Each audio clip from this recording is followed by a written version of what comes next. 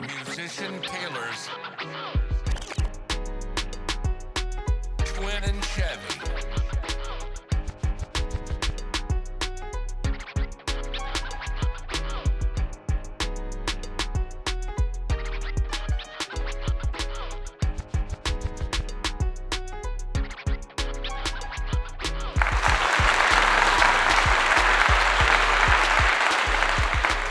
Greetings, everyone, and welcome back to the Taylor Talk Podcast, live here at Grind Entertainment Studio, home of Musician Taylor LLC.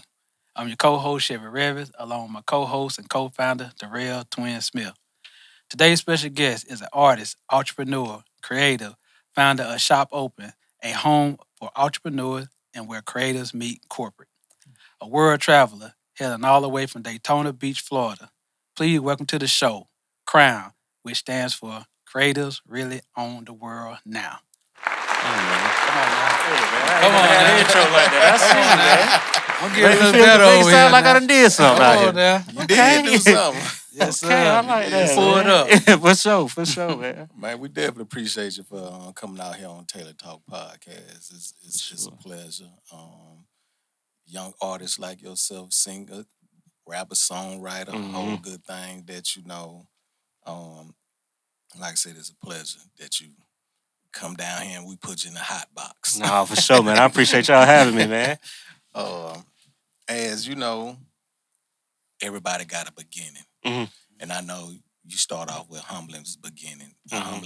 So take us down that journey on how Man, you started. how I started music. Yes. Well, Uh, even just tell us a little bit where you Where from, you and from? then Yeah, for sure. you Yeah.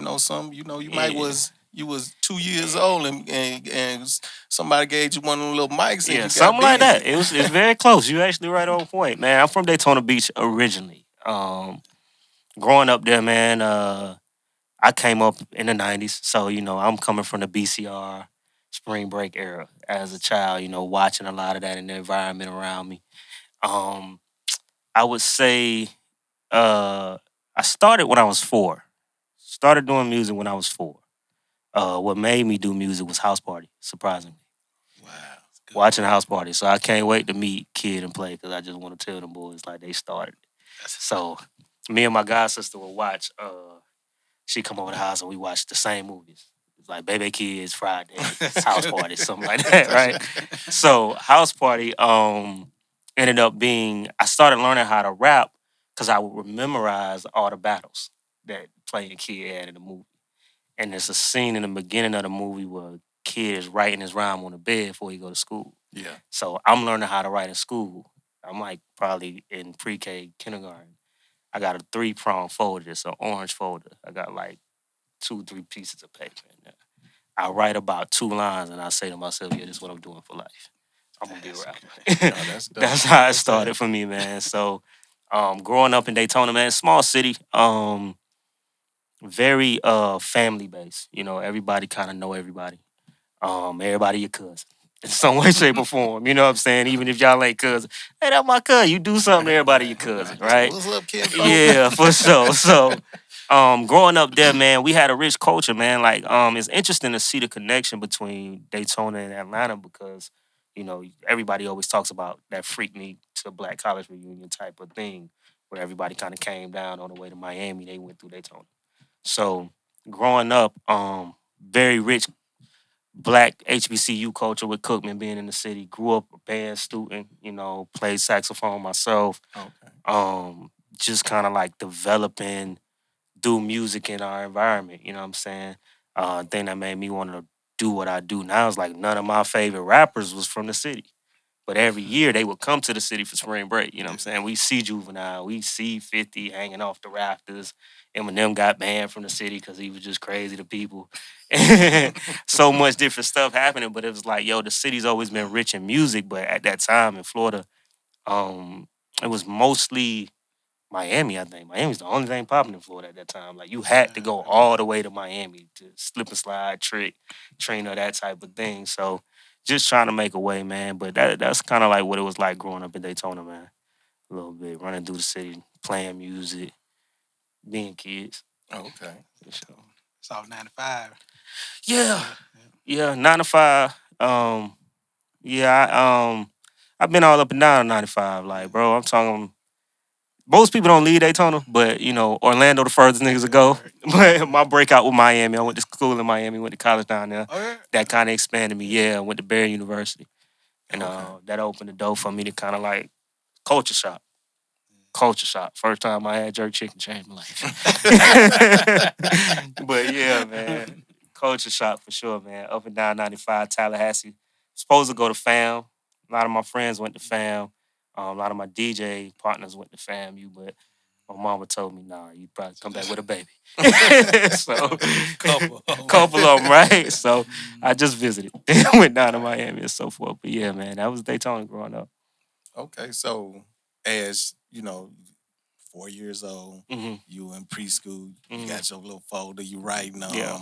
your rhymes. Mm. So now you as you grow and transition into your Mm. high school, on junior high school days, was you still homing them skills? You did any talent shows? Yeah, so growing up, man, I would do a lot of so surprisingly, I'm writing at 4, right? And I got all these notebooks. I still have them.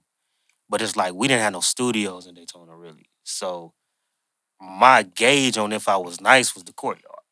Okay. So every day I go to school, I ain't really tell nobody I was trying to rap until like I think maybe 3rd grade. My homegirl seen me writing in class. My homegirl like Aisha, she was like, "What you doing?" And I was like, "Man, I'm writing a little rap or something." She's like, "How it sound?" So She I called rap you it. out. She go tell everybody, "Hey, CJ can rap." Woo, type situation. So now it's that. By the time we get to middle school, man, middle school was full of battles. Yeah. Like this the battle era. I come from like, hey, you nice, somebody else on school nice. Now we gotta meet in the courtyard. We had talent shows in the city, and I would do them, but it was just like you really didn't have no opportunity because nobody really came through Daytona like that. So it would be like, hey, we doing them just to kind of let the local scene know that we could rap. You know what I'm saying? School did a few of those. By high school, junior high, probably going into high school, the city started expanding. I probably got in the studio for the first time when I was like 14. And I had to go rap at a church because that was the only spot that had recording equipment. Okay. So my man Philip, he recorded me, and I'm in there trying to make sure I don't say nothing that I ain't supposed to say on the rounds, man. And that's my first song. And then after that, I meet my man Spade. Shout out Spade, man. He ends up bringing one of the first studios at Daytona. It's called 5150 Studios. Starting in his living room. Okay. And saved my little lunch money. Like a session was like $50. So I was like, man, I'm gonna save it. Rolled my bike to the house. Paid for the session. He made a beat for me, gave me the beat on the love. And I rapped on it, man. And from there, the first time I heard myself on the mic, I was like, oh, this is horrible. It ain't gonna work. Because the mic sound different to you than what you rapping personally. But yeah, once I did that, man, I just kept going at it, bro. Just kept trying. But then once like people knew from the battles, people knew like, oh man, he be in the courtyard rapping. Or he be in the corner of the class writing rhymes and so forth. And it's the era where everybody's not trying to be a rapper. Like it was literally like, bro, don't even rap if you can't rap. Yeah. Situation, right? So I kind of built a reputation of being known throughout the city of like, oh yeah, bro can slide. Like he gonna slide. So that was kind of what it was like growing up through middle school, high school. Yeah. That's dope. You had to let them know, look, Yeah. I've been doing this since I was a jit. Yeah, legit. Like since I was a jit, That's man. a Florida word there, Nah, too. for sure. I know you done been down there. Yeah, for Nah, sure. I knew Man. I kind of put it together because, man, we used to have a golden out mouth, too. Okay, yeah, all for my sure. boys from Florida. You got to do them at the bottom. 6 on for sure Yeah, every time. yeah, 6 yeah, to 8 on top. Yeah. Okay. Okay. Yeah. So Mississippi and Georgia is the tops. Yeah. Okay. Got you. I never knew that. You All right. start Bet. out with the pretty boy slugs, and then you Ah, go from got there. you. You know what I'm saying? Yeah. See, Daytona, Central Florida is 6 to the bottom. South Florida is permanents. Yes. I was never doing permanents. No, I had we permanent. had Yeah, you had the Yeah, perms. back in the day, permanent, look, yeah. this how it was Yes, for sir. us. If you our age, if you Yeah. had gold in your mouth, They had them to be was permanents. permanent. Yeah. We went to the dentist to get our Yeah, that's gold. crazy. Nah, I ain't never I'm go that tell you, far. it was a concept. It was like it was like a rite of passage. Yeah. for us. You know what I'm Yeah. saying? You turn 16, your mom can, sign Sign off off on for it it. and Oh, this and that's this, this crazy. and get them whatever. And then like when I first started seeing people pull them out, when I went to join the army, I was like, "What's that?" And then people were like, "Man, that's like the equivalent of spinner hubcaps." You know what? That's funny though. Now that you say that, I Like, think about that now. Yeah, they but used no, to hate on niggas who could pull them but out. but Yeah, it makes sense though. Now I wish if I was, thinking right, yeah. I would probably would have got Nah, that was pull a out. that was a big thing actually. Yeah. I remember my boy did that in school. I think he got one permanent. He couldn't do the pain. He was like, nah, never again. Man, Yeah, this how yeah. crazy it was. It got to a point in the army, they started frowning on folks that had goals in their Oh Yeah. mouth. wow. I was in formation. I think I was E7. Yeah, E7, Mm. right? Same. Yeah. Cat gonna tell me you need to take them goals off now. I said this ain't the in the middle of mall goal. I said these real. Mm. Little lieutenant took everything out me not to hit him in the mouth. Cause the Ah, way see, I already know it. he Yeah. came at me in a way where I felt he was being racist. Yeah, for sure. And so then I was like, let me hit you with something. I ain't these little kids with snatch out grills. I had to Mm. break it down to him, and then I told him, I said, I ain't my mouth was reckless Yeah, anyway. back in that. I That's said, why I ain't never go. yeah, Nah, I said, but I can tell the quality of yours though. Yeah, nah, for Just sure. like my boys from Fox, I always can tell the quality. Yeah, man, you gotta Like, have them right. Yeah, Yeah. your You quality gotta is have 'em right. A1, man. For Yeah, real. I was too young for the perms, and then the Yeah. crazy part, I think by the time we got old enough to start doing it, it was more pull out grills, Different, like, yeah, cause it yeah. was like the grill era. yeah. It was when the everybody grill. nailing them and the Yeah. songs, and it was like, yo, nobody was really. But I do, as y'all say that, I think back to like my uncles and things I knew growing up. It was like, nah, permanence was the thing. Like you had to have permanence. That's a Yeah. fact. My granddad had goals Yep. in his mouth. Yeah, My grandmama and my grandmama had a yeah, gold. She yeah. had like a little gold Shit, yeah. side piece. Yeah. So my granddaddy, so you know how they got the open face. Mhm. So he had the two front teeth was open face. He had a star on the right side Oh, and a Yeah, solid on the. He oh, that's had both, hard. so he had a solid two open face and a star. That's player. That's Yeah, player. that's Yeah, the that's old. hard. Yeah, for sure. That's And then player. when you have your initial on there, or you have something spelled Yeah, out. for sure. So Yeah, this the man. crazy thing.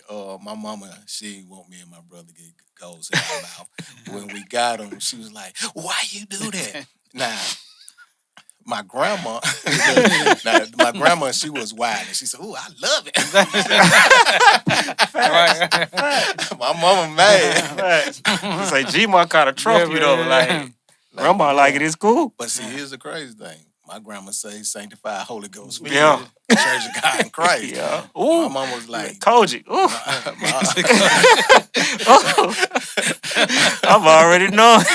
well, out of all the stuff me and my brother did, she didn't. My grandma didn't like the tattoos. My mama didn't either. She said, "That's God's body. You're right now all over God's body." Yeah. Then my mama like, "Them God's teeth." Take. but Go Gene on you. Them guys' teeth is crazy.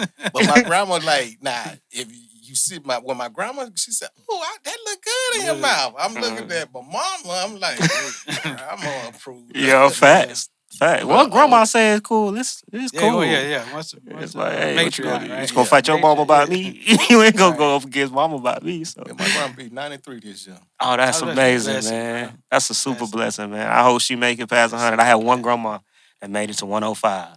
Awesome. Yeah, it was super Awesome. dope to see. Yeah, so I grew up around a lot of older people. I was a young cat, once like old soul, just full of old people in my family. Yeah, man. Dope. But so now you down in Miami. Yeah, man. You jump back on the stage, and so you down where it's a music scene. Yeah. Music scene. So Yeah. how you maneuver when you in college and Yeah, man, it's tricky. So I'm the summer before my senior year, I get an opportunity. So I have a godmom. My godmom Anita Wilson, vocal coach, super amazing woman in the music industry. She's in Miami and she's cousins with Betty Wright. okay. So she, since I'm 12, my mama don't know what to do with the music. Don't nobody really know. My grandma know he got something. He's special. My daddy on some, this ain't gonna make you no money. And my mama like, I know somebody that knows somebody, so maybe I can link you with somebody. So around like 12 or so, she tells my godmom, Anita, hey, he say he want to do music. Come see if he can do something. At that time, I got a little keyboard. I'm trying to make beats. You know what I'm saying? Taking TV production, little shit like that, trying to figure out my way through it, but really no resource. She sees me then, and like, keep working. By the time I get to about 17, that summer, something happens with my mom and her, and they arrange for me to go down there for the summer. So this is like right before my senior year. I go down there, and my godmom takes me to Betty's house. That's dope. The whole time I'm there, so these whole years I've been writing, I've been rapping, I've been like waiting for this moment. I have no clue how the music industry works. I'm just like, hey, nigga, I'm gonna get dope. Somebody gonna see me. I'm gonna get signed. I think that's how it started for all of us, right? So I go down there. Betty has a camp at the time called The Most. And The Most was like, she took a bunch of young writers and she would basically put them in scenarios to write for artists. Teach them how to structure songwriting, song format, A, B, A, B, A, B, C, A, B, C, things of that nature. And my first time there, my godmom basically took me there to kind of just, what does he have? See what he got, see what he can do. I go there and Betty's like, he's special. So, she puts me in some rooms. I'm nervous because I'm like, bro, this is Miami, bro. It's the best of the business. I'm coming from little Daytona. I'm not expecting to come in and do great. But I come in and I find a groove, you know what I'm saying? End up writing some pop song. I cannot remember the girl's name now, but wrote like a pop record and ended up making my impression ultimately. Meet some producers for the first time. Because prior to this, bro, this is how much we didn't have, dog. I'm rapping, and my only way of rapping is over beats that I done found off of like singles, albums where they put the instrumental on them. Yeah. So growing up, my uncle was the first person to believe. My uncle Mike. And Mike would do the dopest shit. Like he'll pass me a CD. So the thing about Mike was Mike had a record collection like yours out there. And my grandma, he never came to the house and got him. He just kept them there. I guess he was trying to protect him. So my grandma thing would always be, go in there, touch my records. You scratch the records. You're going to have to pay by it. You're going to have to pay for it. So don't touch my records. Every time Mike wasn't at the house, I'm pulling the records. I'm trying to listen to this. Let me see what this is. So he figured out I started liking music young. I'm kind of taking you a little bit back, but he would go to the store and he would buy 2 copies of every CD and just pass me one. Come by the house and be like, check this out. Listen to this. So he was feeding it, and I'm writing and I'm rapping, and the thing that made me start songwriting outside of, because I just wanted to be a rapper. JD was my favorite producer growing up.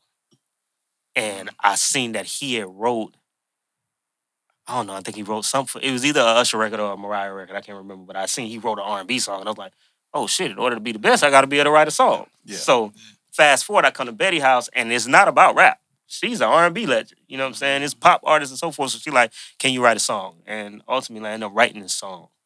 And she's like, okay, you got something special. I end up meeting all these different producers. And this is my training ground. This is my first time ever being in an environment where there's artists, there's producers, there's writers, there's people who are actively pursuing it. And my city is literally just like, nigga, you can rap. You gonna make it? Cause the rest, everybody else play football. Like we getting out of here on football, basketball, or some shit like that. I don't even know the rap shit. So for me, I'm like, all right, bet. So I go down there. I spend the summer there. I get very acquainted with some producers named Exclusives, and they become the first people sending me beats. They're like, hey man, I see something. Sean takes a liking to me. Sean is one of the writers. And he's like, bro, you got something special.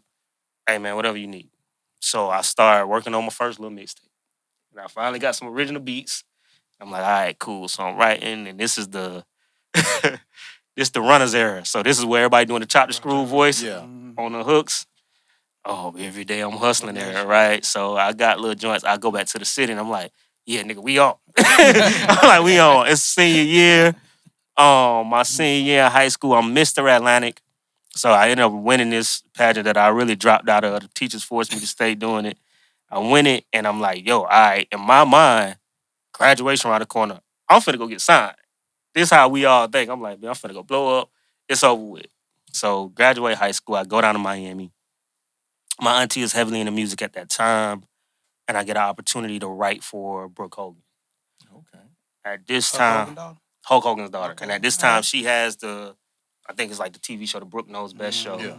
So she's trying to pursue a music career, and she's working with an artist named Stax. Stax was a kid who had a label. So I don't know if you guys are familiar with Miami, but there was a club in Miami called Sobe Lounge. And it's still for South Beach short. But Okay. Stax, he owned the label with his father. His father was a man by the name of Cecil Barker. Haven't seen Cecil in a while. They had signed her and reached out for me to write a song. Ultimately, they reached out to Sean Kingston to write a song. I meet Sean Kingston through means of like another friend that my auntie is working with named CJ. She has a son who's popping now. His name is Major Miser. I'm just throwing these names out because it'll make the story make sense. Miser is Bounty Killer's kid. Okay. I know what So you're talking about. yeah, at the time he's like 11. I'm writing a pop song. I don't know what the hell I'm doing. She's like, "You write a song for my son," and I'm like, "I guess." So I write some little 11-year-old type song. And I think at this point I'm 19. I'm like, I write some little 11-year-old song, and the song ends up. They like the song. I'd never listened to that song to this day, and somehow Sean Kingston was supposed to get on the song. So we end up meeting Sean Kingston. And he's like, "Yo, this song is dope. Give me the whole industry shit. Like, yeah, this shit, oh, this shit finna go crazy. Oh yeah, woo, woo, woo, woo, woo. Hey, come with me real quick." So I roll with him to this studio, and I meet Cecil and Stax and Brooke, and they like, "Yo, we need a song." Boom, boom, boom, boom. I'm like, all right. So now I'm writing a pop song for Brooke Hogan. I end up writing a song. They love the song, and this is my first splash into the music industry. This is the first time I ever get paid for a song, and it's like, okay, cool. But in my mind, I'm a rapper. I don't know nothing about the rest of the shit y'all talk about. But whatever, y'all go pay me, cool. I take it. Song's horrible in my mind. I don't fucking know. But I want to be a rapper. So whatever. But it was the indicator because at that time life was kind of a little crazy for me. It was the indicator that hey, okay, you might be doing something right. You know, you might be on the right path a little bit. So that's the start as I'm in college. And at that time, I'm still like, hey, my nigga, I'm not even finna really be here this long. I'm finna get a deal. I'm out of here. I'm freshman year. I'm not taking college serious at all. I'm like, nah, dog, I'm good. And you know, that's kind of what the story is by the time we get to Miami. Yeah. Okay. So then you got they baptized you in the music industry at a young age. Early, early. And so as you know, with that experience again in your mind, you was like, they keep wanting me to write these um songs where you know I want to rap. I ain't done that. I want to Yeah, rap. facts. So as you maneuvering through college, and you was like, okay, I ain't gonna. I'm taking it a little serious, but my focus, I'm finna get on this stage. I'm The finna be out here rapping. with Trick Daddy Yeah, and yeah, Trina, you know, splashing up the town. yeah. So, but as that's going through your mind, when was it? When did it really hit you and say, hey, I'm just not a rapper? It never hit me. It It never hit happened. me. It still never hit me. No, because I'm a great rapper. And I always knew I was great at rapper. And then I started doing rap things that worked. The problem was when I was younger, lack of resource, lack of experience, and then kind of just being impatient. Right? I think most dope, talented people have this idea that like, okay, once the talent is done or is developed, superstardom.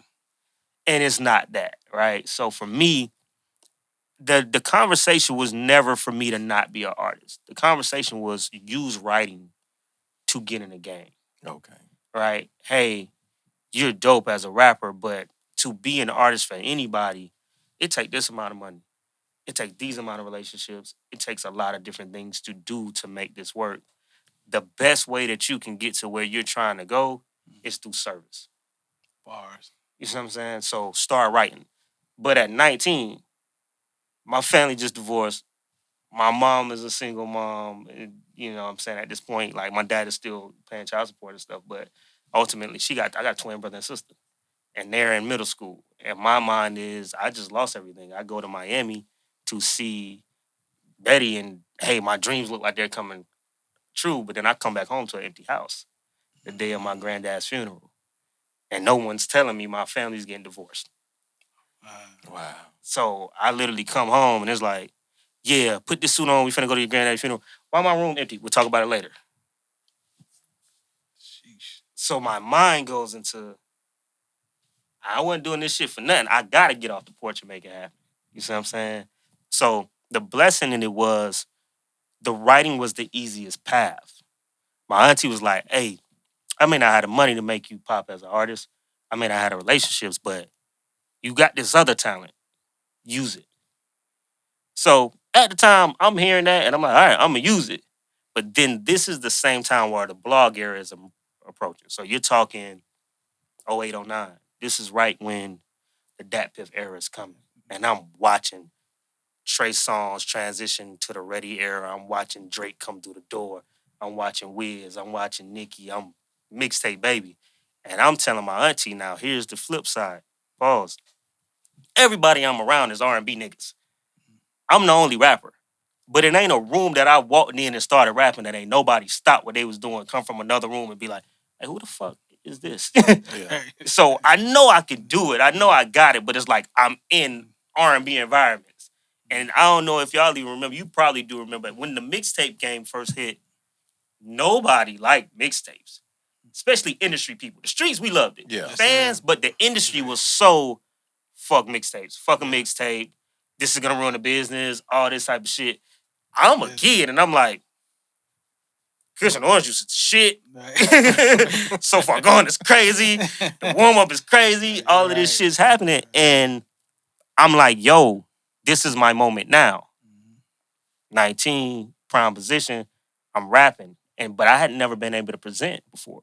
So it's not even a situation where it was like, yo, you're not a rapper. I never put out a mixtape for real. I never put out a song for real. I was just known for rapping and proving that I could rap on the scene. So I started on the stage. I started in the courtyards. I started there. So now I start putting together this tape. Okay. And this tape is called Leader of the Lost. Now, don't fucking laugh at this shit because everybody loves to just like my auntie to this day. Like, yeah, you leading the lost. That's not what the fucking meant. In my mind, that's not what I was trying to explain. They called us, for most 90s, baby, I was born 1990. They called us the lost generation. Growing up, we was always called the lost generation. I took offense to that shit. I took it personal. Because I was like, why are we lost? It took me years to understand that what they were explaining was that we were lost in transition. Being born in 1990, the world is in a gray area. We're transitioning to technology. We're transitioning to a new space. And we're going to get lost in that transition. So my concept was like, before I knew that, my mind was like, well, man, if we lost it, bitch, I'm going to lead us to some kind of understanding. You know what I'm saying? Fuck that shit. That's how I thought about it, right? Young, dumb, but it made sense to me at the time, right? Yeah. So I did this tape. This is my first time really presenting as a rapper. I do this tape that's called Leader of the Lost. And what I did was for 2 years while I'm in college, I studied 200 rap albums. I listened to every rap album from the beginning of rap to 2011, the present day. So the idea was I don't want to have a limit in my style. I should be able to do any style that comes the way. So I literally study these 200 albums and then I start picking beats that I could find because some of them beats you couldn't find. But this the internet era, so I start picking beats from every classic album. I think we start with LL Cool J Bad. I start rapping on Rock the Bell. So then it becomes like this 80-track just mixtape of me rapping over every beat and trying to perfect my style. Damn, how do I do this? How do I do this? Well, boom. And, we get into that later, how I broke down different styles. But that was the first presentation. And that's what got people and initially paying attention like, oh, he's dope. He can rap. And yeah, so that's where it was at for me. So, Leader of the Leader of the Lost. Leader of the Lost. That was your first mixtape. Yeah. So let's talk about the June tape. The June tape. So fast forward to the June tape. Okay, so many years later. June tape becomes how can I explain June tape? I feel like June tape was my first real project. Like Okay. Leader of the Lost, this is practice. From there, I'm doing a bunch of EPs. Like I'm coming up in the SoundCloud era, and I'm doing a lot of music.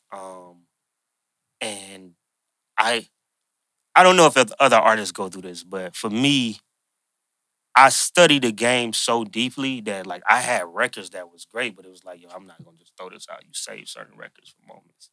And again, dream chasing, I'm like, yo, I'm saving this for when I get on. Like this is special.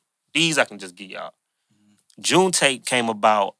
It was my presentation that hey man, I was trying to give you guys that So Far Gone, that Section A, that all of those type of projects. But we a few years past the blog era. You know what I'm saying? We catching the tail end of it. Streaming is starting and so forth, but fan base is built. We've been running through the streets for the last 6 years. Literally, like fans rock with us. You know what I'm saying? They know us. We doing shows. We packing venues. Boom. So I'm building it myself. Real just indie rapper type of thing, you know what I'm saying? Especially coming from Florida. So the June tape was my ode to Florida. So I ended up meeting June. Shout out June, my boy. He DMs me probably around 2012, 13. DMs me like, yo, I got some beats, you dope. I'm like, all right, bet. Send them through. He sends me these beats, and the beats are different. He's a sampler. He loves samples. At that time, I think every rapper go through their sample phase, right? His shit is different though. He got a sound that's like, I ain't never quite heard nobody chop the way you chop. Start sending me stuff, and we just start developing. We're working on records for a couple years. But the idea was to give a project that felt like Daytona. So when you hear the project, this is the city that I grew up on. This is the soul samples, the outside, the band, this is and that. So probably around 2015, we started working heavily on June Tape. But so we start working on this project. The first record that comes about is Derek Jeter. Um so Derek Jeter is inspired by the fact that I'm in Atlanta. So we skipped, you know what I'm saying? We jumped to June Tape. I come to Atlanta out of Miami, right? And I'm in Atlanta coming up here like you got all the outcast shit in here, right? I'm an outcast baby. I'm a Dungeon Family baby. I grew up. These is my uncle favorite group, my favorite group. Nigga, Outcast, Goody Mob, everything. So 2011, 2012, I moved to Atlanta, and I'm expecting MCs. I'm expecting, hey, nigga, y'all niggas, I know I'm finna hit some Outcast, I'm finna run and all that type of shit. And I don't know that Atlanta's a progressive city. That we not stuck on the shit that happened before. Like, we on whatever the fuck is next. So when I get here, I'm like, damn, I'm looking forward to hearing the T.I.s, the Cats, all these on the radio. There's none of that shit on the radio. I get here literally the week before Chains, Ride Around and I'm Getting It takes off. I meet him a week before it pops off. Future, Dirty Sprite era, goddamn. I think Rats on Rats on Rats had just popped. Minute I get here, I hated this shit. I'm in here like, what the fuck is this shit? Mind you, like, cause I'm still a blog era, baby. I don't understand. And my brother's writing music and doing shit, so I'm in the studio and I'm struggling to break out of MC into the vibe era of what Atlanta ultimately became. So the whole time, I'm still around nothing but R&B niggas. So everything is melody and songwriting. I'm like, all right, fuck, man. I still gotta be, but I'm still like, niggas is still like, yo, this nigga's incredible. He can rap, he can do this, this, and that. And then I'm getting stretched to melody. This is working in my benefit long term. We'll get to that later because the music industry is changing and I'm not paying attention to it. I'm still just trying to go on my path. So by the time we get to Derek Jeter, here's what happens.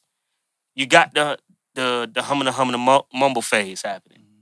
And I went home and I did a show. I had a record called I Know that kind of got me a lot of traction.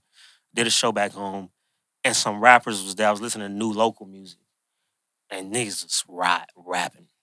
And I was like, oh, we back to rapping. Oh, people are rapping again. Okay, bet. Then let's rap. This is what I've been waiting for. So I write Derek Jeter and I sit on it for like a year because I'm still trying to chase the sound of what's going on. I'm playing in June, like, bro, shit crazy. Shit crazy. You gotta just put it out. Fuck it. Put it out. So we finally recorded. I put it out, and it goes crazy. People love it. And I dare G that I got his. Hit the blunt, hit a lick, hit your bit, and it just starts going. So from there, we start locking in on the June tape. We end up doing, I think June tape like 17 records. My idea was I didn't want to give it out for free. Again, I'm still holding on to this, like, nigga, you finna be signed and you gonna just, this your debut. And after a while, I was like, nah, we gotta prove. So I end up, I was like, yo, this is gonna be the sacrificial tape. I get us away. After this, shop is officially open. Y'all gonna have to come see me. Type shit. So we put it out, and this project leads me everywhere. This project gets me to A3C. I become the featured artist that year. It gets me to Justice League. It gets us booked for an overseas tour that gets stopped ultimately due to COVID. It gets SOBs, New York, all of like Florida is behind us. It gets us to everything. You know what I'm saying? This Derek Jeter record. And funny story about Derek Jeter is like I go to New York for the first time to perform, and I'm like, yo, I gotta come with it. This New York. You know how we feel in the South about New York. Like it's the Mecca, some shit like that. Yeah. I'm like, I gotta come with it. And this is when I knew music was changing. I do SOBs, and then I do something called Major Stage. And I'm like, yo, I gotta come with it. And I go in there, and all of the rappers there are trying to sound like us. Yeah. So I do Dare Jeter, I rock, kill it. Old head in the crowd pull me like when I'm walking off the stage. Hey, yo, son, you nice as fuck, son. You nice. You the only nigga in here rapping, son. You nice.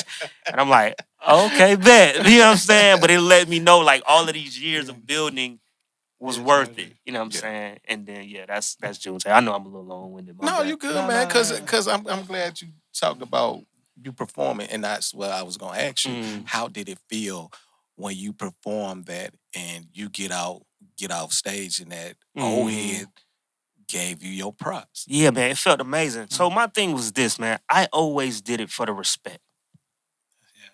I love the craft. You know what I'm saying? So even when it comes to being a rapper, it's not just I can do everything.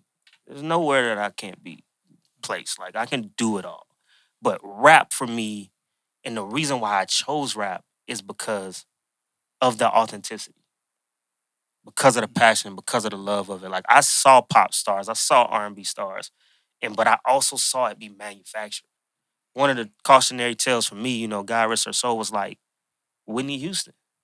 Yeah. Watching Whitney for me was like I remember when she passed. You know, this is veering off, but it's gonna make sense.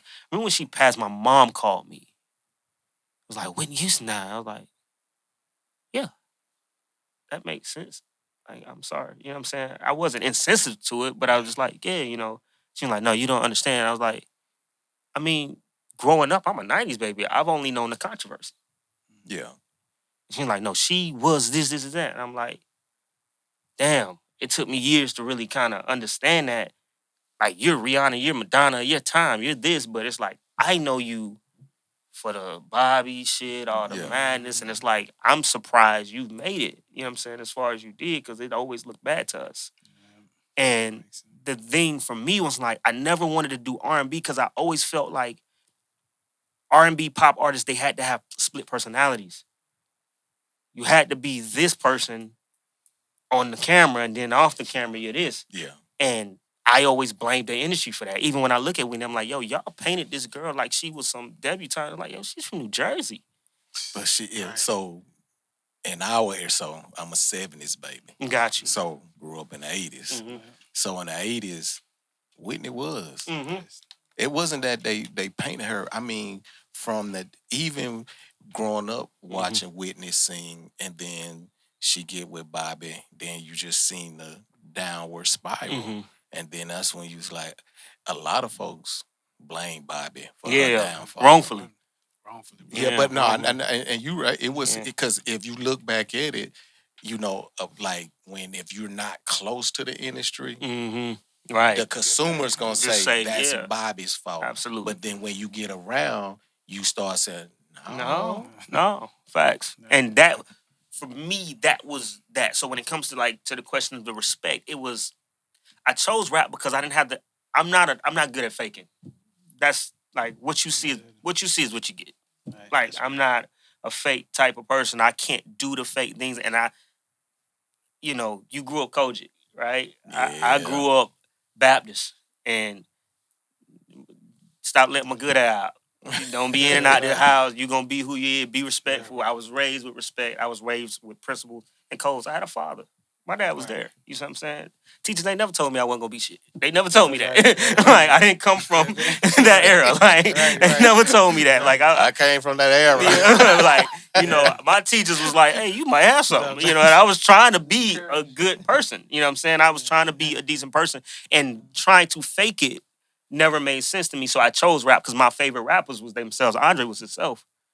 Big was himself. You know what I'm saying? X, as much as this nigga bark, he really liked dogs. Like he really was himself. Ho was himself. So I chose that. And so when it comes to rap and getting the respect, my thing was like, yo, New York was, even when I did Leader of the Lost, the idea was like, yo, hopefully one day Big Daddy Kane hear this shit. Or like Chuck hear this shit and be like, oh nigga, it's one more of us out there.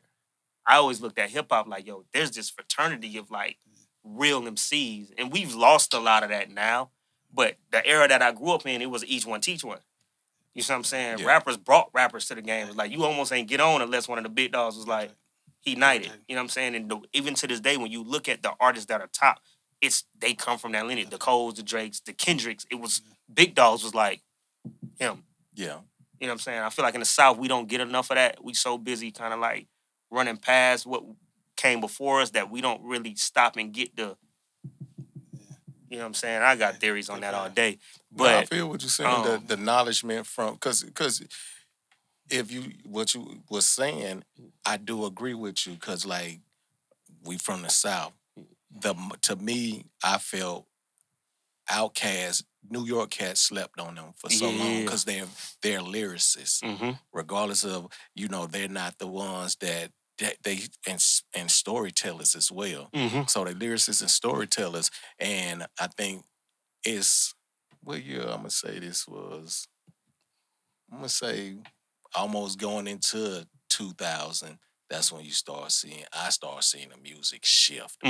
That's when you start seeing everybody want to be like the next artist. Yeah. Instead of being a own individual artist, and I got something to bring to the table too. You might not like it, but I got something to bring to the table. Cause just like a lot of, I'm gonna say this little cat named Tyler the Creator. Yeah. Tyler the Creator is very different. Yeah.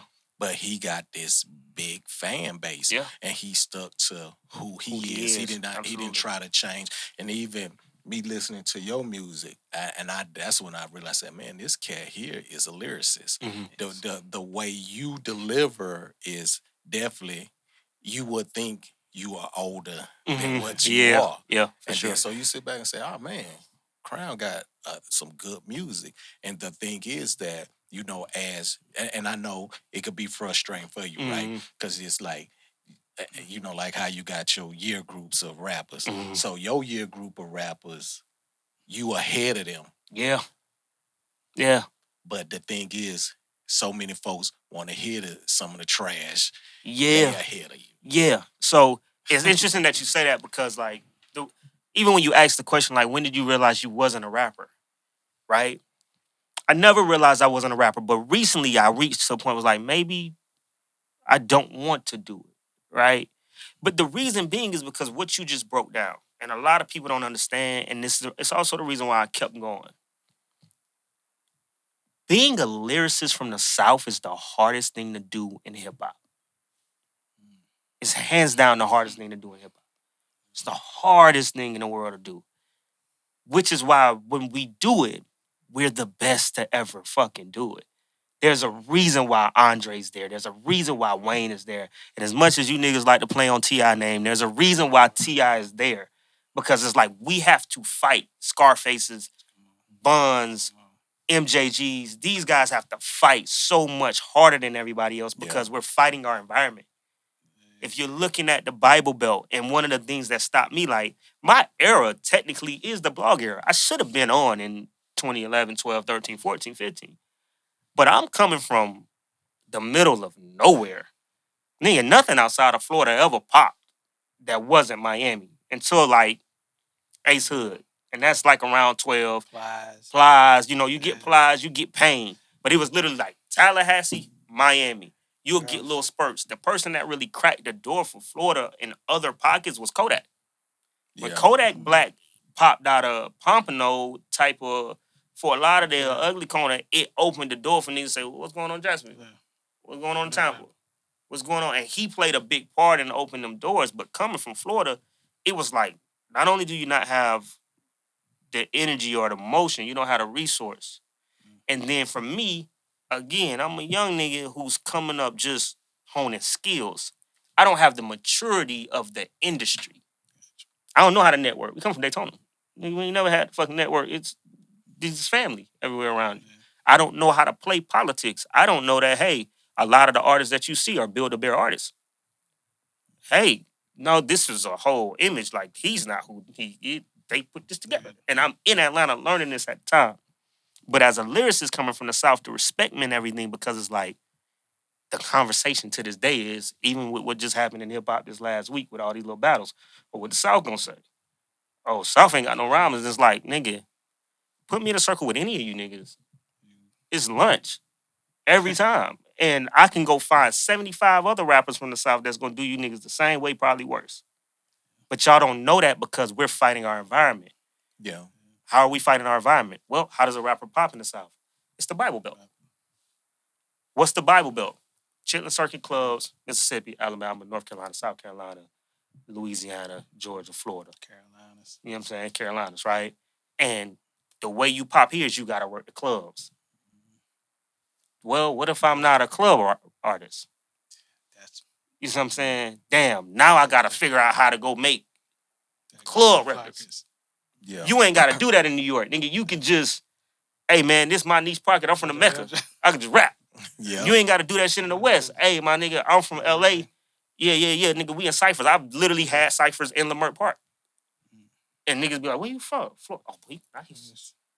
Woo, woo, woo. But it's respected over there. In the South is, bitch, y'all want to hear that shit. Nigga, like, put that Future shit on, put that Migos shit on. And I'm coming up in that era. I'm coming up in the Hannah Montana. And I'm like, what the fuck? What the fuck are we doing here? It's a spot for all that, though, man. Yeah. And the fact that you studied, because you just named off a bunch of people that I didn't think you would probably even. Yeah. No, he said Chuck D. Yeah. You know what I'm saying? You said, you know, Big Daddy Kane, people like that. Yeah, he just. Yeah. He just said it back there. He said, man, my uncle liked that Public Enemy on poster I got back there. I'm going to steal that one. Nah, that shit crazy. That shit crazy. You know, I got about, don't tell nobody. Nah, man, there's so many cameras around here. As soon as he take it off the wall. I wouldn't even make it outside. Say, my man, where you going? What you got going on? No, for sure, man. I can kind of tell, like I say, you know. And I ain't realized you were from, I always thought you were from South Carolina. Wow, that's crazy. We met you. When we met there. Yeah, you know what? I drove there for that. I literally just drove like 2 hours for that. Like, that's man. The whole time I'm thinking like Crown, you know. South Carolina. South Carolina. My bad, man. Nah, good. Shout out to South Carolina. Florida, okay? Yeah, man. You know what I'm saying? Yeah. Now, and speaking of the camp, man, there was a lot of good music came out. Nah, man, you know what? I'm mad I couldn't stay. Yeah. And the funny part is the reason why shout out Ray LeJune, she invited me there is because she came to my camp. I did a camp. So after June Tape, we do this project, and we can get into that if y'all want. It's called We Still Don't Know. And what I would do with my team was I would go different places and rent Airbnbs and invite all of my creative friends to it. And they would pretty much watch us work and chime in if you want to. Like, so before, like, Cole and them did the whole Lock In, Revenge of the Dreamers 3 thing, like, we was doing that already, you know what I'm saying? Shout out to Cole, Dreamville, but that's what we was known for doing. And we would have 4 rooms running. We shooting content while we recording songs, while we doing this, while we doing that. And she invited me because she was working and she wanted me to come do it. And I was mad because I had to go somewhere, but I was like, yo, I'll come and try to set it off. And I'm glad I did because I would have never met you, Maddie, you, Lo, everybody. I met you before that. No, I actually met you afterwards. You did? Yeah, I met you after that camp. Yep. Oh, okay. That's how so I met Tahoe through that. And then that's how I got over here. Like she was coming. That's when Lejeune was coming back because I wasn't living up here at the time. Okay. Yeah, it was like right after that though. Yep, it was literally close. So it could have been before, but it Oh was. man, I thought I met you before that. Yeah, it was right around that same era, like 20. What were we talking? 2021. Yeah. 2020, Yeah. right after COVID. 2021. Yeah, it so was right much after talent. COVID. Yeah. It's a lot of talent in there. That's when I found out Maddie B can rap. Yeah, man. Maddie was nice. I was like, Yeah, I was hey, like- man. Maddie, you gotta get on camera. And she had Maddie had her hair down like him. Came out there one day. I was just like, you start rapping. Yeah, You know what I'm man. saying? Like, but June it was had so- such a yeah. dope circle of Yeah, so, people there, yeah, and I was like, yeah. damn, where you find all Man, these people? all y'all was in there, man. Cause it was like, I was like, man, them. Yeah, man. I enjoy being around creators, just watching y'all work, man. I was just like, yeah. Forever grateful, Yeah. man. Y'all had a dope spot at that house too. I think Sparrow ended up coming out there. Shout out Sparrow. Yeah, Sparrow. Yeah, man. I think I missed her. I think I left right before she got there. Yeah, man. So I seen her, she was at Rolling Loud. yeah, so I went to Rolling Loud with her, man. She did her shit. Went crazy. That's dope. For sure. You ever got on that Rolling Loud stage? I didn't get on the stage. I could have, but we never really had the moment. I think when we was about to do it, that's when the COVID thing was happening. Then I seen it. Now here's the other part, right? I'm a builder by nature, bro, and I like building. Like some people say it's go against the grain, right? But I see if everybody's going through this door, somebody's gonna get trampled. And this doesn't make sense when there's a door here. Or if I could stay here while y'all waiting to get through that door, they gonna turn around and start looking over here. No, I agree with you. You see what I'm saying? Yeah. So what I started noticing with Rolling Loud, and I'm a performer, I love the platform. And I think Rolling Loud is super dope. But I just saw like, it was like, yo, I started watching so many artists on there that just, and this is when I noticed the rap game was changing. I was like, yo, these guys have never touched the stage before. This y'all first stage, y'all not even trying to perform. Damn, that's crazy that you said. You see what I'm saying? Y'all not even trying to, y'all just up here. And this is, again, so the shit that I'm going through as an artist is like, I'm prepared for a moment and for situations. And then I'm starting to realize like, it's a bunch of kids just running around playing now. Nobody cares about this shit anymore. And that's hard to deal with. I think a lot of artists and creatives are dealing with that now. Yeah. It's like, yo, again, remember what I said. When I came up, if you didn't rap, you didn't try. Yeah, I agree with you. Like, why are you here? This ain't the space for you. I'm not walking on an NBA court. I'm 5'7", gang. There's nothing I'm gonna do with none of y'all. Like, I don't give a fuck how well I can shoot. Ain't nothing I'm gonna do with y'all. I got a little crossover. I'll get my ass off this court. Right. This ain't my space. Right. But rap became this space where everybody was just like, I don't know what else I'm gonna do. So I'm a rap. And when I started seeing that, it turned me off from it. To be completely honest, it just made me be like, yo, okay. Now, granted, you still can make your moments and your splash and that, but I start paying attention to the artists that were building real fan bases. People who could really sell tickets. Hard sell tickets. Sell tickets. People that really can, hey, man, I tell y'all niggas I got 200 seats. These gonna sell out. It may not be your 20,000 that roll out. That's cool. Because y'all are compiling people on a tour, but these guys, most of the people, they don't even know their names for real. Barely know their music. And when they leave out here, if you book them on a 10-city tour, them venues empty. Yeah.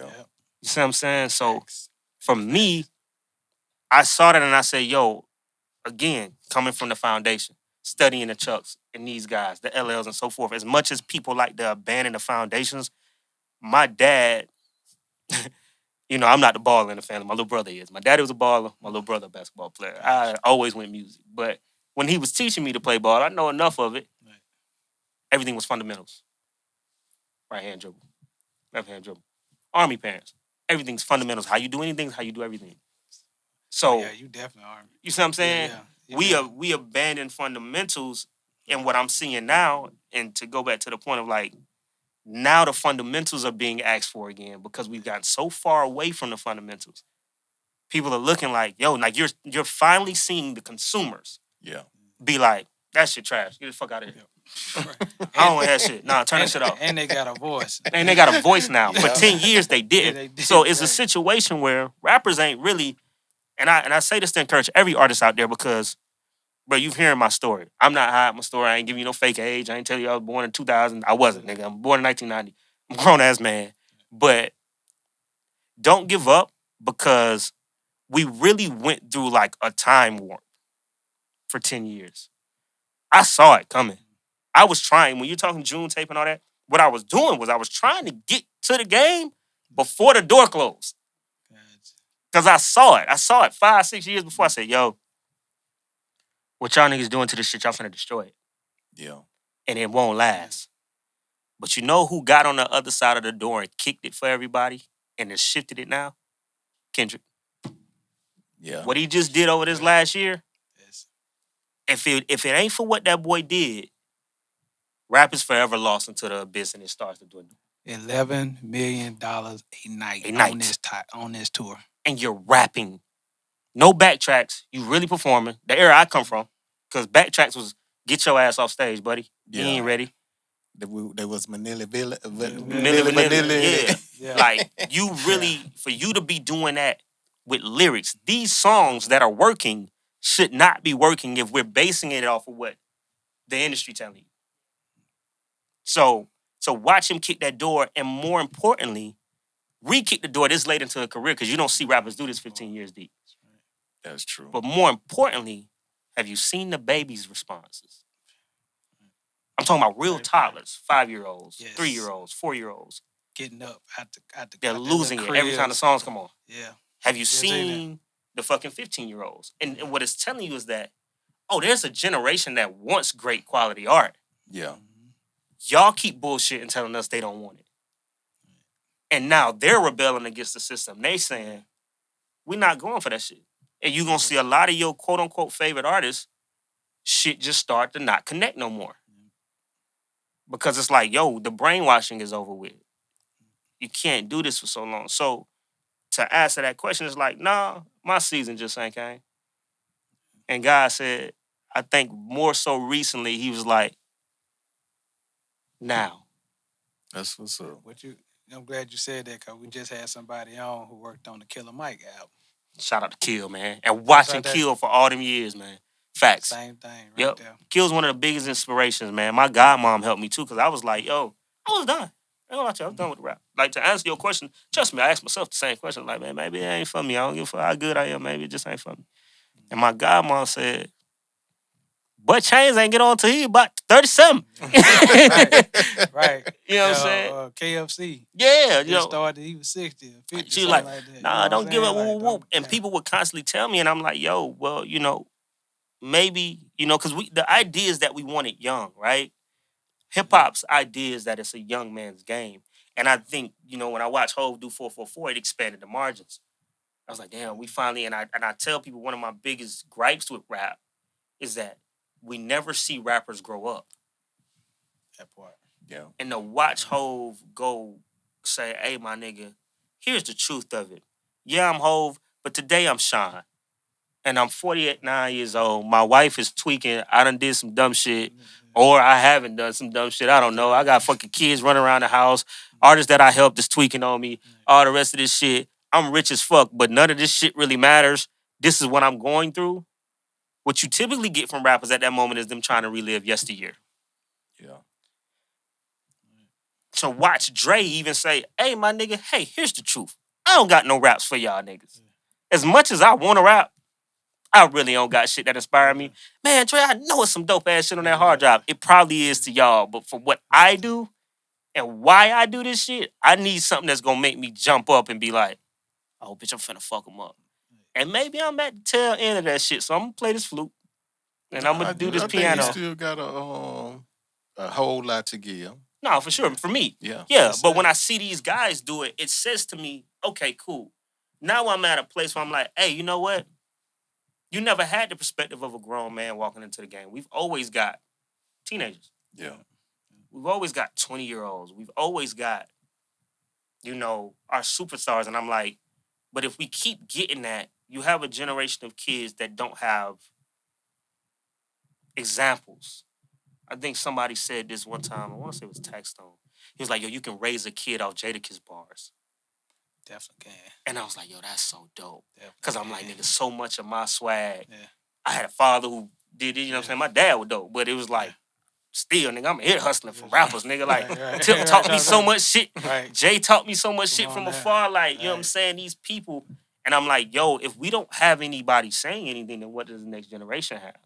And that's what I want to present. So I feel like, you know, I always told people, I said, God knew it was going to take me a long time. That's why he gave me a baby face. That's what I always told people. So, yeah, man, that's the play. Yeah, I like it. I like that right there. That's man. super dope. But man, it like your journey is amazing. It really Thank you, is. man. And as you keep moving forward, and like I said, like me and you was talking earlier, it's a lot of things that the obstacles that get thrown in our way will discourage you. But you always got those people around you that say, "Hey, keep pushing." Yo, grandmother, Godmama, she steady. Like I said, she keep telling you, keep pushing, and the statement you just made, it's certified. Yeah, for sure. I know it's gonna be this long, but God gave me a baby face. Man, come on. So as you keep moving forward, what are some things you, as everything that you've done in this music industry, that you will, the sound advice you will give these upcoming artists? If you don't love it and you don't have a passion, get out of the way. If you do have a passion, don't let nobody move you out of the way. I like that. Don't let nobody move you out of the way. Like, if you love what you do, be a student of this game. Because for me, and this is the old soul in me, I love history and things of that nature, but I have never forgot that what we do is a privilege. And I've never forgot that there are a lot of people who not only sacrificed, was demeaned, was degraded, but also lost their lives for this thing that we are entertained by. Like, again, dog, I studied greats, not just in rap. I studied the Jackie Wilsons. I studied the Fats Dominoes. I studied the Michael Jacksons and the Princes, the Slides and the Family Stones, the Muhammad Ali's, and the guys who would perform circles around you type of guys today and then have to go sit in the back of a fucking kitchen because they can't be in the mingle in the crowd that they just performed for. Yeah. And you niggas go get top dollars and bullshit with it. Like, you throw it away. It's like, yo, we as black culture, now I might be preaching a little bit, but it's just true. We as black culture have diluted and devalued the things that made us special. The things that made us great. The things that, hey, my nigga, this is why we walk tall with our chests out. This guy on my chest is why 90% of the niggas and the rappers specifically that you niggas grew up on could talk and pop that shit the way they wanted to pop it. Cause you can hear it when you hear T.I. You can hear it when you hear Hove. It's like, oh, y'all niggas all grew up on the Ali. Y'all grew up under X. Y'all grew up under these guys who gave you that bravado. Cause prior to that, we wasn't that. We was play the keys, sidestep, and do these things. So it's like, honor this shit and respect this game. That's all I got for you. If you can respect the game, one thing about it is that it will respect you. That's the one thing that I've learned the entire journey of this shit. If you respect the game will respect you. If you don't, you might get some money. You might be able to pop off. You might do some shit. But I'm going to be honest with you, I ain't never seen none of them niggas be at peace. That's true. Bars. Yeah, man.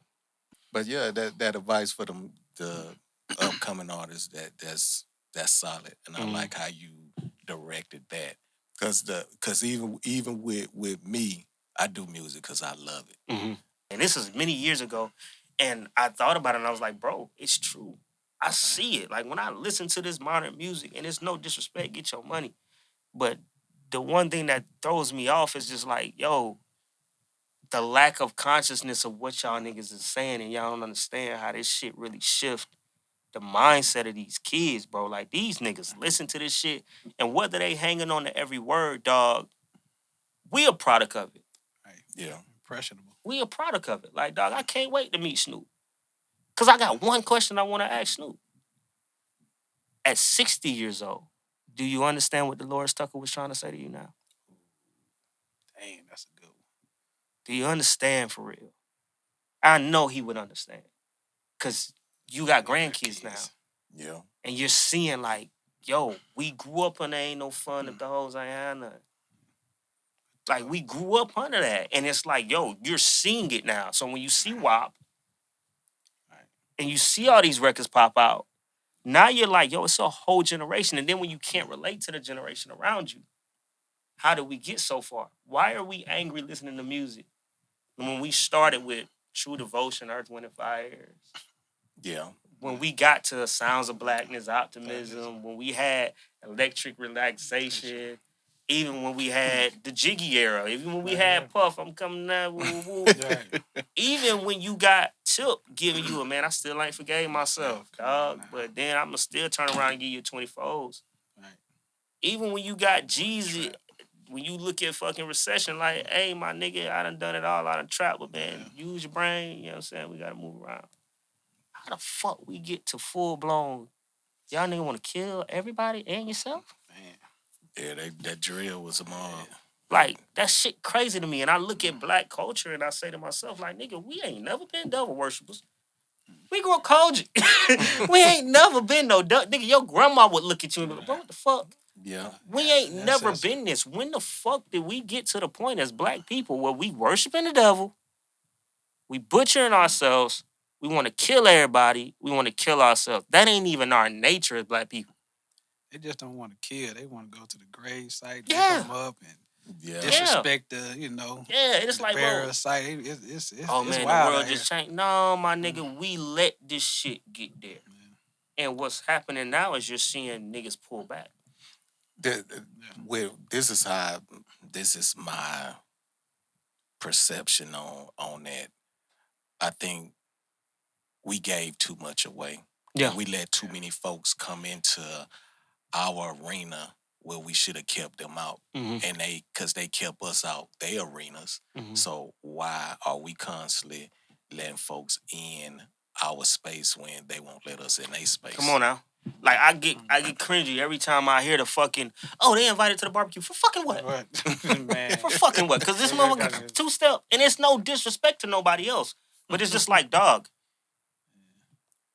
y'all know that we built this shit for real. And we gave it away, guys.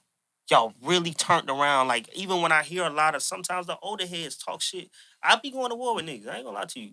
I don't give a fuck. But I be going to war with a lot of the older industry niggas sometimes because it's like, yo, you guys are so critical of the modern generation industry, guys. Oh, yeah, this shit ain't with my era. But it's like, what up? You niggas blew through $500,000 budgets for videos. You niggas blew through millions of dollars. You niggas didn't set up no systems for your kids to inherit, no systems for niggas to carry the tradition on. And then these kids got froze out and had to figure out how to make this shit again on their own, and you're mad at how they guided it. Yeah. As much as I agree that, yo, it sounds crazy, it's like, my nigga, this was supposed to be passed down. We already getting attacked on every level. But somebody was supposed to pass this bitch down. Like, it's the first time black artists ever in the history of music ever made so much money. No continuity. But you want me to tell you what it is, and and I'm gonna have to say this. When I say I'm gonna say this, I'm gonna say this. The one thing that,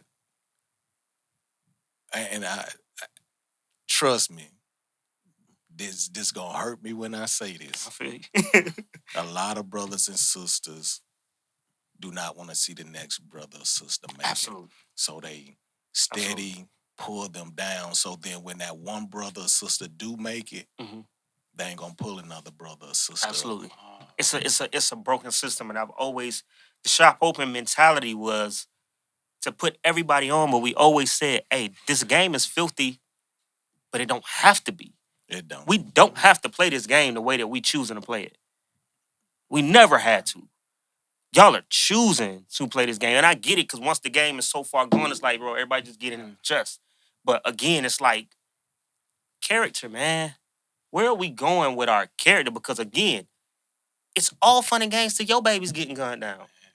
It's all fun and games until you get called and it's, man, your baby just killed herself. It's all fun and games and it's like, yeah, nah, but that's just how it is. This is the shit Pop was talking about. Selling crack to the kids, gotta get paid. Well, hey, that's the way it is. And but it don't have to. But it don't have to be. And because even to this day, and Chevy will tell you, Maddie will tell you, I will give away studio time for free if I believe in you. Yeah. It's not if I can help you get ahead, I'm not a jealous person to like, well, I had to do this to get here. I'm gonna help you get there. But then, some of them don't understand that. Folks come in here and think I just did this about overnight. No, they come in here and it's like, oh man, he rich. No, they don't understand. But he ain't listening to what I'm saying. I told him to put up the studio he had in the desert. The ones he first had when we only had that one long conference table. Small beginners, man. With the 4-track player on it, you know what I'm saying? They got to see that. And they got to know the journey, man.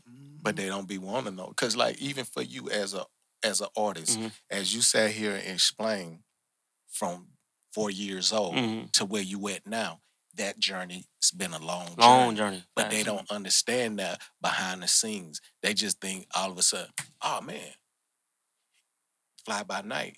There's no fly by nights. And that's the thing where I think a lot of these upcoming artists got to understand. It's hard work and dedication.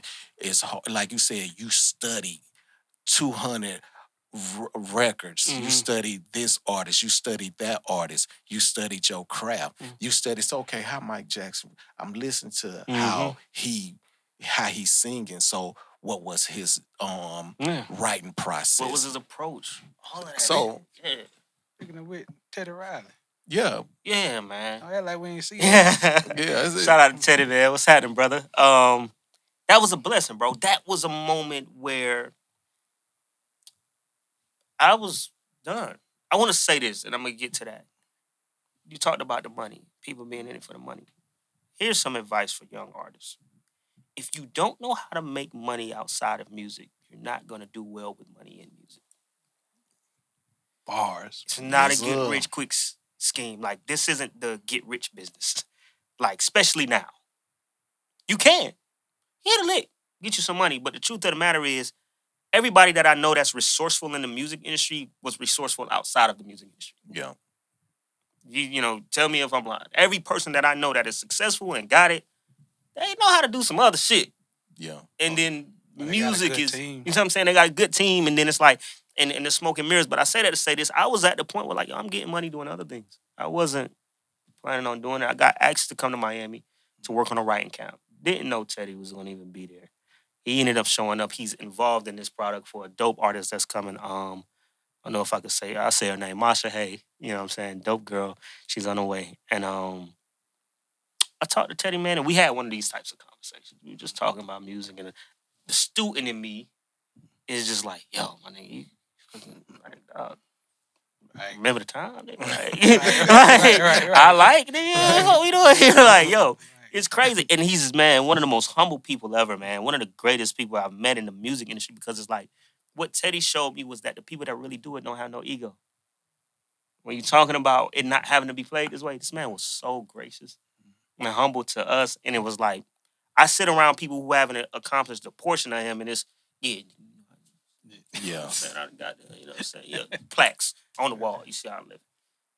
This man came in that bitch, no ego. And it's like, bro, you 40 years of good everything. Music, all of this shit. Everything that we grew up. Shit that you're telling me records you did that I don't even think the public know you had your hands on. New Jack Swing. Come on, man. He brought that era. Created genres. I'm in high school. We swang. That's right. Man, music still sliding to this day, right? So, and he's one of the people, he said to me, he said, you can't quit. He said, you're one of us. You're a special one. You can't quit. And he's very on key with what's happening now. So this is Teddy's, I don't know what year, but he got some things coming down the pipeline. He's being honored this year, so he's about to get a lot of his flowers that he deserves in the present moment. So shout out Teddy Riley, man. Thank you. And we doing some work and some things that'll come soon. Hall of Fame. Yeah, for sure. Big dog. Definitely Hall of Fame. Big dog, man. And I had them conversations with people that's like worked with Michael Jackson. That's why I like, the ego shit, and I can have a conversation with y'all and be like, yo, this is what you get, because it's like, dog, until you've worked with Michael Jackson, which is impossible at this point, leave your ego there. Leave it the fuck over there. Like, I don't care what you've done. Like, Teddy told me the shit sold 20 million copies in 2 weeks. Yeah. Of Dangerous. Like, I seen the plaque, and I was like, yo, how long did it take to go to 20 million? They say, it was like 2 weeks. Oh, man. That Michael Jackson go platinum every year. Yeah. Super crazy. So I'm like, yo, you sitting amongst guys who were really into this shit, man. And really like, bro, it's a different level when you got that type of revere and love. And man, the lessons and just the any type of conversation, that's the respect. When you talk about the respect, and I was doing it to get to a person like that, and he be like, not even validation, just be like, that's special. That's dope. And him still being active, that's the one thing that taught me something too, because Teddy not no young guy. Like, he still move like a young dog, though. He's still in his bag, but he's on top of it. He's not stopping. He's not missing a lick. He ain't fell off. He ain't chilling and like, oh, I don't got it no more. I don't understand. Man, nigga played me some shit in that studio. Sound like it's in the year 3000. I'm like, you still here? like still. So, there's these guys that are anomalies in this business, bro. And that was a unexpected blessing. I did not see that coming, man. So something in the water in Virginia. Yeah, man, for sure. And he about to, I think Teddy finna fuck y'all up in a minute. He got some shit coming that I know. I ain't gonna speak on it, but I know some shit coming now. Come on, yes, for sure. We need it. We need it. No, for sure, man. But yeah, man. Tell me about this though. I know y'all interview everybody, but tell me about how we got to this. Because last time I hear you was just, He ain't ready for this answer, is it? Well, you give him a little bit. I'm gonna give him a little bit. That's it. You gotta get on Tailor Talk Podcast episode 1, 2, and 3 will tell you everything you need. For sure. Say less. Say less. I bet. You hear 1, 2, and 3. Absolutely. Gonna tell you everything you need. I'm checking it out, man. Tap in. So this been in the works for a cool minute. Yeah. It's been in the works. It's one of those things where during the pandemic, it's just like me and him both just couldn't sit down. He's going this way and I went this way. The church I was working at, when I started working at the church, I tried to tell the church we need to start streaming. When the pandemic hit and shut everything down. I don't know how no church ain't streaming right now. Like, but they streaming now. Yeah, I was gonna say. But when a church, when I first got there, I say, look, we got to stream. Yeah. We can stream this service online. Then, the new pastor, he was like, yeah. But as soon as I brought it up, the pandemic hit. Yeah. So we had to go in that bad boy and do post-production. Yeah. We set the stage up like we we had the cameras. I had to record the band, the singers, whole 9 yards, the service. So we was in there. You think I'm joking? We're going there at 6 o'clock. We don't leave till about 12, 1 o'clock. Wow. In the morning. So it's 6 in the evening, 12 to 1 o'clock in the morning, recording. And then I had to come home and edit all the vocals, and these live drums. So I'm doing that. And he doing the tours, so it's just like we just kept missing each other. You've been trying to put me off the road for a minute. Hey, man, that road a lovely place, ain't it? Yeah. But he's absolutely correct. Like I said, his vision, I trust him. Coach trust him, bro. No. Can't fuck with my life, but when he say certain things, sometimes it takes me a while to get to it. Get in and be like, getting old, I can't be on the road forever. So, and we have been around the world. So he was like, man, we gotta share. You got so much stuff though. Like, I need an episode of just y'all two just talking about that journey, them building blocks, man. Yeah. You can see that in episode. That's in 1, 2, 3. That's the whole joint. Okay, bet. I want to come interview y'all, man. Shout out, Maddie. I see you. I want to come interview y'all, man, because I like the podcast, man. I think it's dope, and we need guys like y'all in the space. You know, people who are lovers of the craft, people who's really done it. And the reason why I like y'all's story is because we talked about those building blocks, right? People don't understand how many pieces go into building them blocks, gang. Like how many people are really investing. And it's like, I'm a big firm believer on everybody needs their highlight. And honestly, in the modern world, I don't think the artist is the most interesting person anymore. That's crazy you say that because producers, engineers, all them, everybody behind the scenes are becoming the stars, and I'm be honest with you, most of the time I'm more interested in who produced it, who engineered, absolutely, who made the cover art. We grew up in that era looking at credits, booklets, you know what I'm saying, and I still be looking for that. It's like who did this? Who did that? I tell a lot of people that. That's interesting. Yeah, that's what I'm about, man. Because I was like, we had a Renegade on here. Yeah, he was pretty much like, yo, it takes a team, and we know that. And we come from the military. We know they had a commercial one time talking about the 1-man army Army of one. Army of one. They had one soldier running through the desert that got killed quick. Yeah, facts. Yeah, we were quick. just like, nah, bro, come on. It's not gonna happen. It takes everything. We came up, combat arm, and we should be like, oh, that's just a cook. They're just a clerk or whatever. Mm-hmm. But these are the people who feed us. Yep. These are the people who clothe us. These are people who pay us. You know Absolutely, what I'm saying? Yeah. So everything works. Yeah, it's a teamwork. Lego blocks and teamwork. You know what I'm saying? Because you're going to need them. Yeah. Let me hit you with this one. My first deployment to Iraq, if I wasn't cool with that defect manager, I'm trying to tell you, my platoon would have stalled. Yeah. When I'm talking about, I wouldn't have, hey, man, what's up, man? What y'all need? What you this? I said, we got you covered this, that, and that. Mm-hmm. So as I became cool with them, when I left outside that farm, I got, when they had the Gatorade on protein shakes, man, give me cases of them. Yeah. Then I'm over there like, I know you get tired of eating them MREs. Look, I got cooler full of ham and cheese. Honey bun. All type of stuff. I'm talking about, look, you survive. And so, like you had to make those relationships. Like I tell an artist in a minute, and when I meet an artist, I say, you got to build you a team. Yeah.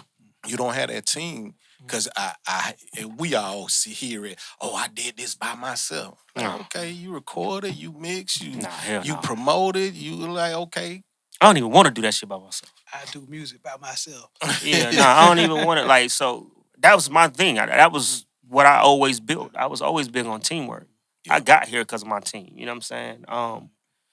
I think that kind of takes away, and guys like you are so important because it's like, one of the struggles that I dealt with in the music was always this game is built off of, I hate to say it like this, it sucks, but the artist side of the game is built off of fatherless children. Gibbs said something like that before. Like, yo, they don't want you to really have no structure. I watch things and it's like you see artists, I've seen so many artists with golden opportunities just squander them because it's just a lack of discipline. Yeah. It's just a lack of like, yo, you have no... And then what happens with us is like people will come see me like, bro, y'all got this shit so together. I don't even know how to help.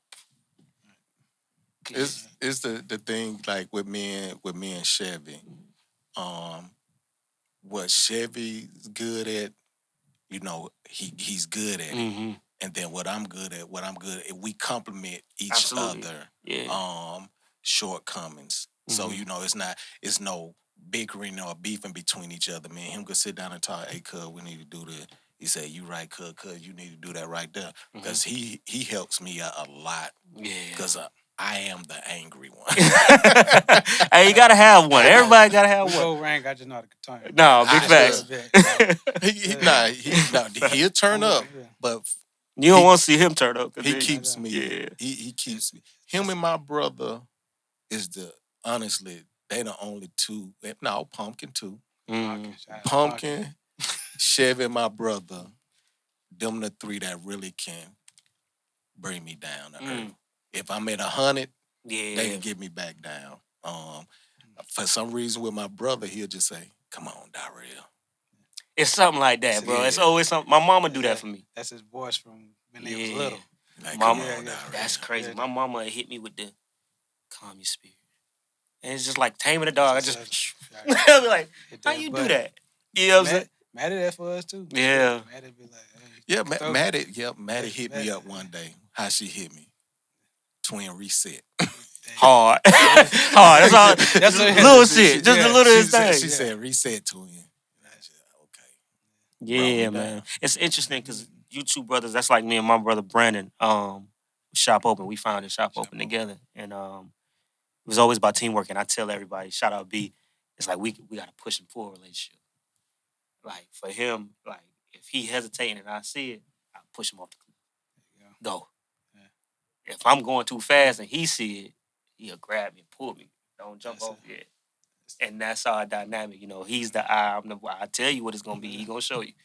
And it's just like boom, boom, boom. So I love to see that come together because teamwork is super I've always had a team. Teamwork is super underrated in this business. Like people don't talk about it enough. And I think that's why the artist is not as interesting anymore. Because now it's like, hey, it's only so many years of chaos we're gonna see before it becomes what do y'all do? You know what I'm saying? Like, and I'm big on that, you know. I always wanted to put people in places. And this is some advice I can give to an artist. Not only do you need a team, but know how to build one. You don't have a team if all of y'all niggas are rappers. True. Everybody trying to be the rapper. If y'all all trying to be stars, what you have is envy in your circle. For everybody around you trying to do the same thing you do, the way I built my teams was, I don't want to do what you do. I want to understand what you do. I want to know a little bit about it in case you're not here. I can keep it going. But ultimately, once you get your ass here, hey man, that's your shit. Because now we have no reason to compete. You know what I'm saying? I started like, hey man, it's a circle full of artists. Like, man, you trying to be a rapper, you trying to be a singer, you trying to be, we gonna make it. After a while, everybody wants the spot. Yeah. And everybody's not cut for the spot. So a lot of the times you end up in situations where, and there's an artist out there right now going through this, like, yo, you feel like your people hating on you and this, and that. It's like, they're not really hating on you. That right there. They just don't know. A lot. This is what I've seen too, where a group had a team and all of them artists, and I had to say, hey, who your engineer? Who's producing? Right. Who's trying to market you? Who's controlling y'all social media? All y'all trying to be an artist. You mad at him because he's the better rapper. Yeah. He's the better artist. You okay? But he's the better. And then I had to break it down. This is when I was in Texas too. I had to tell them cats. I said, y'all sitting here hating on each other. It was 6 of them cats. It was 6 of them. Yeah, and then I said, here's the thing. He's the better rapper. He can feature you on. You got to work one album at a time. You don't got enough money to try to put out 6 albums with 6 different guys. Yeah. I said, put him out first because he's y'all strongest rapper. Yeah. He can feature all y'all on there. So y'all gonna still get your shine. Also, you know, the funny part, man. When I say they ain't here, they ain't No, here. they don't hear it. The funny part is I tell people, here's a deeper thing. You know, y'all let me know, you know, if I'm going too overboard. But here's the thing, deeper thing. A lot of people are not, and this is why I said what I said, a lot of people are not built to be artists. You might be the better rapper. Do you have a temperament for this role, bro? You really like your family, homie. You can't miss Christmas. Your mama want to see you, dog. You like, nigga, you get away for 2 weeks, bro. You homesick. You not cut to be on this role like that, bro. Like that's you gotta have a certain like people like, yo, how you? I said, nigga, my brother, sister in the army, my mom stay here, my daddy stay here. Everybody in their own corner. We come together when we get a chance to come together. It ain't really no pressure for me. But you, as great as you are as a rapper, nigga, you like to be home by 9 p.m. Like, this ain't what you do, bro. Like, a lot of it is like, and to the point I was making earlier, a lot of it was me developing and understanding that rap stops outside of the studio. Like, hey, I can rap, I can be dope, I can do this, but outside of this, man, do you have a temperament to politic with these people? Can you really deal with being on this road and these promoters playing with your bag and you not shoot the party up? Can you really do? Because I see a lot of artists, and I got a lot of young artists that come to me crying, man, what you do? And some of them think I'm harsh, and I'm like, I tell someone like, bro, like I put it to you like that. My uncle's a part of some a circle of some really elite people, and he said to me, I was like, man, what you think about me joining? He said, he said, if your heart ain't in it, don't do it. And I said, Fraternity. yeah, like a fraternity shit. And I was like some shit they came up with, army shit though. And he was like, if your heart ain't in it, don't do it. And I was like, fuck that's supposed to mean? I don't know if my heart's in it. I don't know nothing about it. But I understood it. I was like, yo, I tell people that same shit with the music. This is a fraternity too. Do it look like that? Yeah. You already know. He said, if your heart ain't in it, don't do it. I already do. And I say, man, hey, it's the same shit with this music shit. Like, dog, the challenges that you deal with as an artist are so different. Do you got the discipline to tell that hoe no? Bars. Trust me. Like, do you really do you got it in you? You a family man. Okay, cool. You chose your wife based off the circumstances that you in. I tell women all the time, you want to date me? Okay, cool. I understand that. Are you really prepared? Can you mentally handle it's 300 girls out here screaming at the top of their goddamn lungs and they don't give no fucks about you? I give a fuck about you. They don't give a fuck about you. And they gonna go to the extremes. I've seen it. I've experienced it personally myself in my own career. I've watched it in superstars. I don't really been in the circle. You know it. With the stars, like, how she get to this floor? Wait, what? We're gonna say that for another episode. Right, that's another episode, right? So I tell people when it comes to artistry, bro, teamwork is the best shit. And then I tell people who get the team, I'm like, yo, you actually probably would have better peace and more money going over here. The engineers last forever. The tour managers last forever. The stage and the lightings, these guys, the rappers crash and burn. Nigga, you got 100,000, that boy broken to you. Coach always outlast the players. Facts. Come on now. So it's a lot of that's why I say, if your passion's not there, real artists are not doing this shit for money, bro. Trust me, they not. Like, niggas got money. Like, Jay-Z raps and give you these 6-minute verses and shit because he don't need the feature money. Like, he don't need it. Yeah. And even when he could use the feature money, he was already finding other ways to get money, guys. Like, if you think rap is a quick lick, and I've had this happen in my team, where I have to tell young producers before, like, hey, my nigga, this is not a lick, buddy. Don't get it twisted. Like, if you think this the longest lick you gonna work in your life, gang, like, you're not gonna hit the money on this quick. Like, go do stream. Go stream or something. No benefits, no health care. No, come on, man. None of that. So, you want to be an artist, man, build a team, respect your team, pay your team, salute the engineers, salute the producers, but also salute the handlers. Salute the social media people, the everyday motherfucker grabbing your bag. Salute your wife, your girlfriend, your partner who packing your bag when you got to get on the road. Like, salute the people that keep this machine afloat, because in order to do what you do, dog, when I was 20 years old, bro, it's like, trying to get up 30 minutes of sleep, bro, for 2 more days. Yes. But the older I'm getting, the more I understand, like, yo, you need people, bro. And I've always been a people. Like, hey, man, boom. Shout out to my team. Shout out Brianna. She's our engineer. Shout out Brandon. He's our graphics and visuals and designer. Shout out June, one of our producers. Shout out Not, one of the producers. Shout out to Ayo, DJ and A&R. Shout out Saint, A&R. All of these people, this is my ecosystem. And I've always needed an ecosystem. But the older you get and the higher you get up in this bitch, trust me, my boy, you meeting a million people. Yeah. You need handlers. You need somebody that's gonna knock somebody out for you. So that you don't go to jail. You need somebody that's gonna go get your food, man. You need people for shit. So salute your team, build your team, and if you're not great at being a leader, find people that are and put them in place. Yes, sir. But man, like always, it's a pleasure having Thank you you, bro. on Tailor Thank you, Talk man. Podcast. Thank you for coming down. We know you finna get on down there to Miami, do your thing. Yeah, man. Gotta get back to the crib, back to Florida. But what I need you to do, man, look in that camera and let everybody know where they can find you on social media. Yeah, for sure, man. Tap in with me. Find me on Instagram at whoiscrown. Find me on YouTube, all my videos, youtube.com/watchcrown. If you want to hear any of that older music, SoundCloud, Who is Crown as well. I only got Instagram. I don't do Twitter because, yeah, that shit make you angry. So, yeah, find me on Instagram, man. I talk to my fans, man. Reach out. I would love to talk to you. And all my people out there, man, keep going, keep striving. And forever, man, shop open.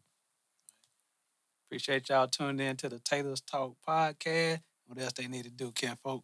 Y'all need to subscribe, like, and share. And Subscribe. thank y'all.